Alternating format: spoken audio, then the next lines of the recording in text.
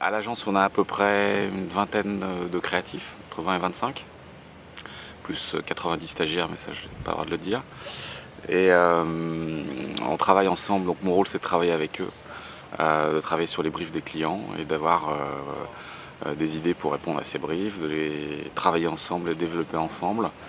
Et puis une fois qu'on est content de ce qu'on a trouvé, le rôle difficile qui arrive, c'est après d'aller vendre ces idées aux clients. De convaincre les clients d'acheter nos idées, de les produire, de les enthousiasmer avec, ce qui n'est pas toujours évident. Puisqu'on a parfois affaire à des clients un peu frileux, un peu timides, qui n'ont pas envie de prendre trop de risques, qui pensent un peu à leur carrière, qui ne veulent pas faire trop de vagues. Et puis parfois on en a d'autres qui veulent faire des jolies choses. Et là c'est quand même sympa et on a des belles rencontres avec nos clients. Récemment, donc, on est à Cannes et ravis d'être à Cannes parce qu'on vient de gagner un lion d'argent en cyber pour une campagne qui s'appelle Sexy Fingers pour l'association de lutte contre le sida qui s'appelle AIDS ou AIDS, qui est une campagne assez délirante, assez lâchée, avec un ton un peu sur de la sexualité fun, et un peu la tonalité d'Aide qui dédramatise le discours sur le sida. Et le brief sur cette campagne, c'était de faire la notoriété auprès des jeunes d'un nouveau mode de dépistage, qui est le dépistage rapide au doigt en 30 minutes avec juste extraction d'une goutte de sang. Vraiment une révolution dans le dépistage du sida, puisque ça évite d'aller à l'hôpital avec une prise de sang, d'attendre 3 jours, etc. Et donc un brief absolument passionnant, très fort, et un enjeu de connecter avec des cibles jeunes, avec des médias digitaux, d'où cette idée d'application, qui est une application Android au départ, où avec son doigt on pouvait jouer avec des organes sexuels et, chose bizarre, ça crée de la musique. Donc on transformait le corps en instrument de musique et pour s'amuser avec ça. Et après le message du dépistage rapide au doigt arrivait. Juste un doigt pour se faire dépister du sida. Donc j'ai joué avec mon doigt et on sait qu'on peut faire beaucoup de choses avec son doigt sexuellement, et aussi avec mon doigt je peux me dépister du sida. Voilà le concept de la campagne. Donc c'est parti de cette idée d'application qu'on a cette expérience évidemment tactile, donc c'était ça l'idée, de pouvoir toucher l'écran de son téléphone et toucher du doigt, sans jeu de mots, cette idée. Et après on a répliqué cette idée sur un site internet, sexyfingers.org, avec à peu près les mêmes fonctionnalités.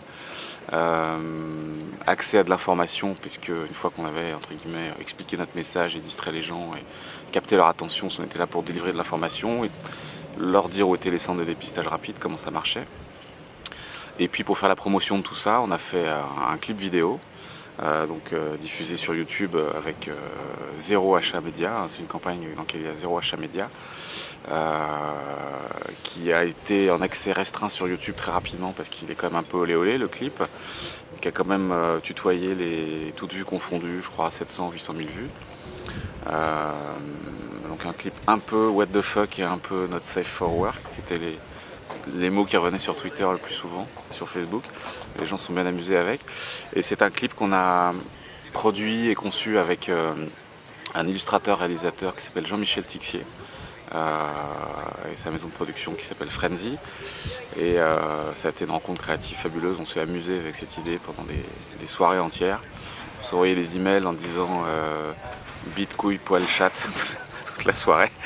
C'était très drôle, et c'est quelqu'un de talentueux qui a une patte graphique très moderne, très simple, qui a rendu cette idée qui pouvait être un petit peu dégueu si c'était mal fait, fraîche, drôle, décomplexée, amusante. Et autre partie très importante du travail de ce clip, on a travaillé avec Lionel Flares, le DJ, qui a conçu la musique, qui a fait un morceau pour nous. Et là, les ennuis ont commencé parce qu'il a fallu adapter son morceau, qu'on voulait vraiment qui sonne comme un morceau et pas comme une bande son, d'illustration sonore pure, donc avec la cohérence d'un morceau de musique, électro en l'occurrence, et adapter tous les effets du son de son morceau électro aux effets visuels des doigts qui jouaient avec des seins, des fesses, etc. Donc ça a été très compliqué, ils sont fermés des nuits entières en studio avec Jean-Michel, le réalisateur, donc, et Lionel, le DJ. Ça a été compliqué, on a même cru au moment que ça allait pas trop marcher. Et puis heureusement, on n'a rien lâché, le morceau est top, le son est bien, ça marchait bien avec l'image. Et voilà, on est content du clip pour lequel on a aussi gagné des prix, pas à Cannes mais dans d'autres awards cette année. Et la fierté aussi sur cette campagne, c'est que c'était une campagne qui a vraiment joué son rôle, c'est-à-dire que voilà, les gens ont découvert l'existence du dépistage rapide.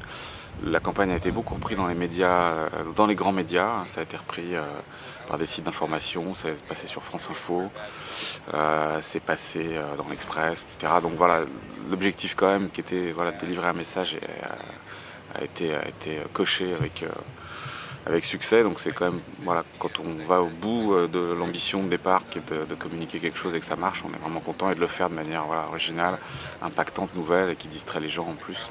Il distrait et les informe, donc on était vraiment content d'avoir réussi ça.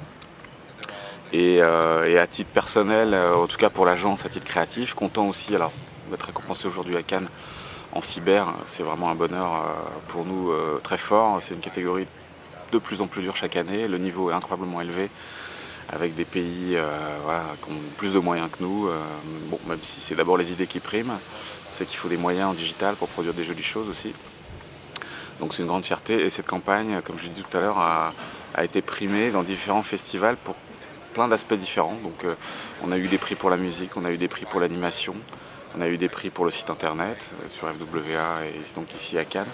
Et donc au final, voilà, on est ravis d'avoir finalement créé un objet de communication qui a su plaire par tous ses aspects créatifs voilà, à nos publics. Donc c'est top, on est ravis.